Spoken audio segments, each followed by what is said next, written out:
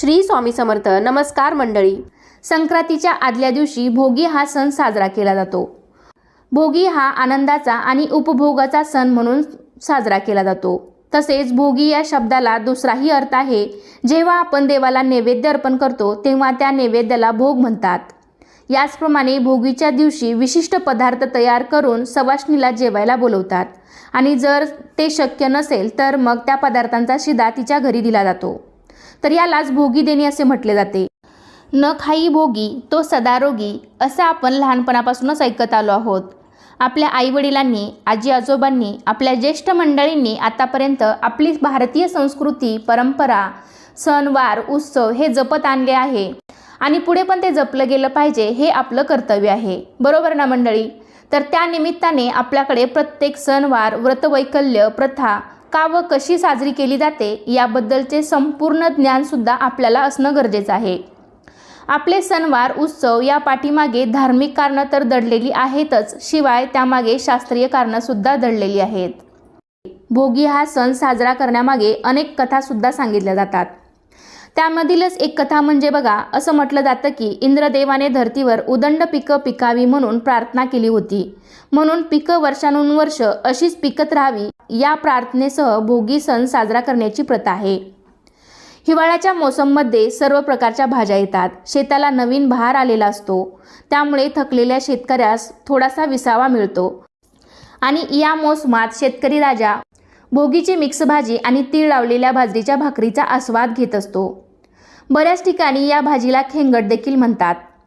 या सणाला सर्व प्रकारच्या भाज्या एकत्र करून ही भोगीची भाजी बनवली जाते. आता ही भाजी बनवत असताना आपल्याला चुकूनही एक भाजी जी आहे तर ती अजिबात ही भाजी बनवत असताना घ्यायची नाही. तर अशी कोणती एक भाजी आहे जी आपल्याला भोगीची भाजी बनवताना घ्यायची नाही? तर अशी संपूर्ण माहिती तुम्हाला मी आजच्या व्हिडिओमध्ये देणार आहे. तर त्यासाठी हा व्हिडिओ शेवटपर्यंत नक्की पहा. चॅनेलवरती नवीन असाल तर चॅनेलला नक्की सबस्क्राईब करा. लगेचच आजच्या व्हिडिओला सुरुवात करूयात. तर पहा, भोगीच्या दिवशी सर्वप्रथम तुम्हाला सकाळी ब्रह्ममुहूर्तावरती उठायचं आहे. या दिवशी अभ्यंग स्नान करायचं आहे. जर तुमच्या घराजवळ एखादी पवित्र नदी असेल तर तिथे जाऊन तुम्ही स्नान करा. जर शक्य नसेल तर तुम्ही घरच्या घरीच ब्रह्ममुहूर्तावरती उठून स्नान करण्याचा प्रयत्न करा. आणि या दिवशी अंघोळीच्या पाण्यामध्ये एक अतिशय महत्त्वाची वस्तू टाकायची आहे. तर ते म्हणजे अंघोळीच्या पाण्यामध्ये पांढरे तीळ टाकून आपल्याला अंघोळ करायची आहे. तर या दिवशी आपल्याला अंघोळीच्या पाण्यामध्ये चिमूटभर पांढरे तीळ आणि चिमूटभर हळद घालून आपल्याला स्नान करायचं आहे. तर हे स्नान केल्याने आपल्याला देवी लक्ष्मीची कृपा प्राप्त होते. त्याचबरोबर सर्व वाईट कर्म, वाईट भोग, अडचणी देखील या नष्ट होतात. म्हणून अगदी लहान मुलांपासून ते मोठ्यांपर्यंत सर्वांनीच या दिवशी चिमूटभर पांढरे तीळ हे आपल्या अंघोळीच्या पाण्यामध्ये टाकून आणि थोडीशी हळद टाकून या पाण्याने आपल्याला स्नान करायचं आहे. त्याबरोबरच हे स्नान करत असताना महिलांनी आपले केससुद्धा धुवायचे आहेत. मकर संक्रांतीच्या आदल्या दिवशी केस हे धुतले जातात. म्हणून स्त्रियांनी अवश्य या दिवशी केस धुवायचे आहेत. तसेच भोगीच्या दिवशी आपलं घर, अंगण हे सुद्धा पूर्णपणे आपल्याला स्वच्छ करायचं आहे. कारण हा सण जो आहे तर तो आपल्या हिंदू धर्मातील अतिशय महत्त्वपूर्ण सण मानला जातो.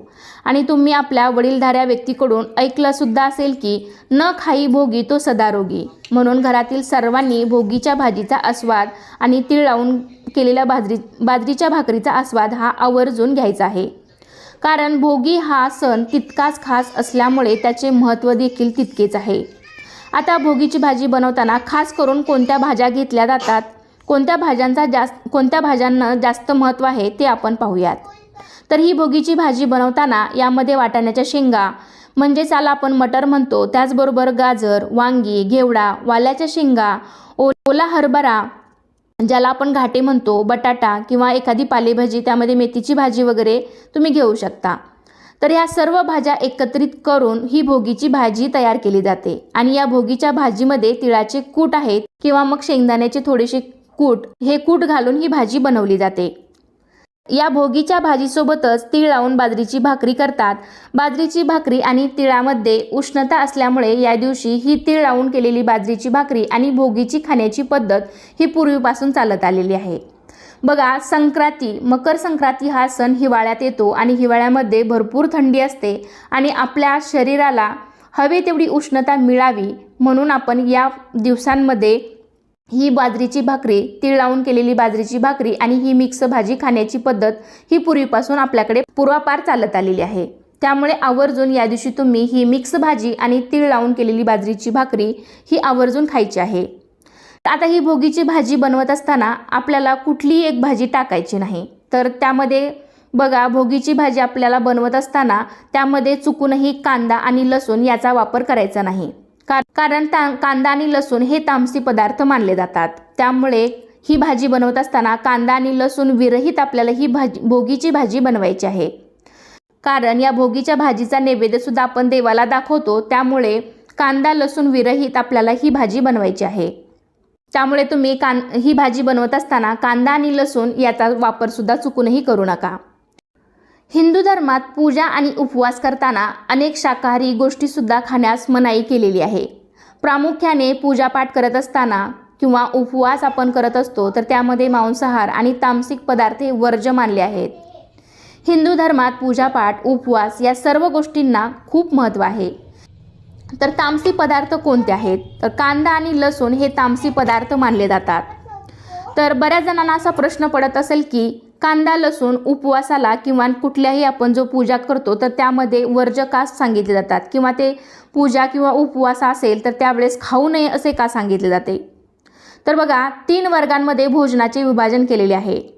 वैदिक शास्त्रानुसार मनुष्याचे भोजन 3 वर्गात विभाजित करण्यात आलेले आहे। यामध्ये सात्विक भोजन, राजसिक भोजन आणि तामसिक भोजन असे भोजनाचे 3 प्रकार पडतात। प्राचीन काळापासून असे म्हटले जाते की मनुष्य जसे अन्न खातो तसे त्याचे वर्तन असते। अर्थातच आपण खात असलेल्या अन्नाचा परिणाम आपल्या वागण्यावर, बोलण्यावर, शरीरावर हा होत असतो। त्यामुळेच शास्त्रामध्ये उपवास करत असताना, पूजापाठ करत असताना सात्विक भोजन करण्याचा सल्ला देण्यात येतो। शिवाय तामसिक भोजन वर्ज्य मानण्यास सांगितले जाते। सात्विक भोजन कोणते आहे? बघा, वैदिक शास्त्रानुसार ज्या अन्नात सत्वगुण जास्तीत जास्त असतात अशा भोजनाला सात्विक भोजन म्हणून संबोधले जाते। तर त्यामध्ये तूप, दूध, मैदा, हिरव्या पालेभाज्या, फळे या गोष्टींचा समावेश होतो। सात्विक भोजनामध्ये या सर्वांचा समावेश होतो। या पदार्थांचा भोजनात समावेश केल्यामुळे मन शांत राहते, शरीर निरोगी राहते आणि आपल्यामध्ये एक प्रकारची सकारात्मक ऊर्जा निर्माण होते। त्यामुळे प्रत्येक पूजेत किंवा तुम्ही उपवास केला असेल तर त्यावेळेस सात्विक भोजन खाण्याचा सल्ला आपल्याला देण्यात येतो, किंवा त्यावेळेस सात्विक भोजनच करावे असे सांगितले जाते। त्यानंतर भोजनाचा दुसरा प्रकार आहे राजसिक भोजन।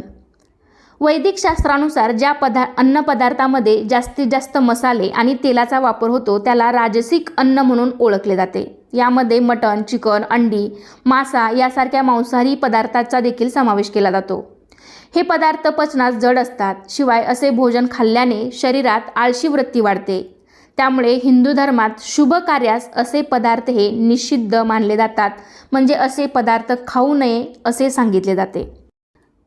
यानंतरचा प्रकार आहे ते म्हणजे तामसी पदार्थ। ज्या पदार्थामुळे रक्तप्रवाह वाढतो किंवा कमी होतो अशा पदार्थांना तामसी पदार्थ म्हटले जाते। असे पदार्थ सेवन केल्याने मनुष्यात राग, अहंकार, चिडचिडपणा आणि द्वेष यासारखे भाव वाढतात। त्यामुळे हिंदू धर्मात पूजापाठ करत असताना, उपवास केल्यावर असे पदार्थ खाऊ नयेत असे सांगितले जाते। त्यामुळे उपवास करताना कांदा लसूण खाऊ नये असे सांगितले जाते। विशेष म्हणजे कांदा आणि लसूण या पदार्थांचा समावेश तामसिक पदार्थामध्ये होतो। त्यामुळे शाकाहारी असून सुद्धा कांदा आणि लसूण हे पूजापाठ किंवा उपवास करत असताना वर्ज्य सांगितले जाते। किंवा पूजापाठ करताना किंवा तुम्ही एखादा उपवास केला असेल तर तो उपवास सोडताना कांदा आणि लसूण खाऊ नये असे सांगितले जाते। जेव्हा तुम्ही ही सकाळी भोगीची भाजी बनवणार आहात तर ही भाजी बनवण्यापूर्वी तुम्हाला सांगितल्याप्रमाणे स्वच्छ स्नान करायचं आहे, केस धुवायचे आहेत आणि त्यानंतर तुम्हाला ही भाजी आणि भाकरी बनवायची आहे। कारण याचा नैवेद्य आहे तर तो आपण देवाला दाखवतो, त्यामुळे आपण स्नान करूनच हा पदार्थ आहे तर तो बनवायचा आहे। जेव्हा तुम्ही ही भोगीची भाजी बनवणार आहात तेव्हा पहिली भाकरी आणि थोडीशी भोगीची भाजी ही तुम्हाला एका ताटामध्ये घेऊन सर्वात प्रथम देवाला याचा नैवेद्य ठेवायचा आहे आणि त्यानंतर तुम्हाला ही जी आपण जो नैवेद्य ठेवलेला आहे तर तो तुम्ही नंतर गाईला खाऊ घालू शकता। या दिवशी गाईला घास देणे सुद्धा अत्यंत शुभ मानले जाते। तर अशा प्रकारे आपण या दिवशी भोगीची भाजी भोगीची मिक्स भाजी आणि तीळ लावून केलेली बाजरीची भाकरी ही बनवायची आहे आणि काही नियमांचं पालन करून आपण अशा पद्धतीने भोगी साजरी करायची आहे। तर कसा वाटला तुम्हाला आजचा व्हिडिओ नक्कीच मला कमेंटद्वारे सांगा। व्हिडिओ आवडला असेल तर व्हिडिओला लाईक करा, तुमच्या फ्रेंड फॅमिलीमध्ये शेअर करायला विसरू नका आणि असे छान छान माहितीपूर्ण व्हिडिओ पाहण्यासाठी आजच आपल्या चॅनलला सुद्धा नक्की सबस्क्राईब करा। चला तर पुन्हा भेटूया अशाच एका छानशा आणि माहितीपूर्ण व्हिडिओमध्ये। तोपर्यंत धन्यवाद। सर्वांना श्री स्वामी समर्थ।